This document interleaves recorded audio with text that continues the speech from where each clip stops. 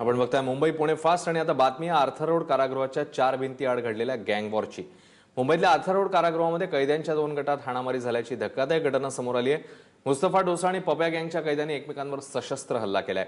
या हल्ल्यामध्ये 6 ते 7 कैद्यांसह पोलीस कर्मचारी जखमी झाले असं समजतंय। जखमींना उपचारांसाठी जे हॉस्पिटलमध्ये दाखल करण्यात आलंय। मोकाचा गुन्हा दाखल असलेला विनोद नायर आर्थर रोड कारागृहात आहे। विनोद नायरचं मुस्तफा डोसा गँगच्या अरमान खानशी वाद झाला आणि या वादात इतर कैद्यांनीही उडी घेतली आणि दोन्ही गटांकडून एकमेकांवर हल्ले करण्यात आल्याचं समोर आलंय।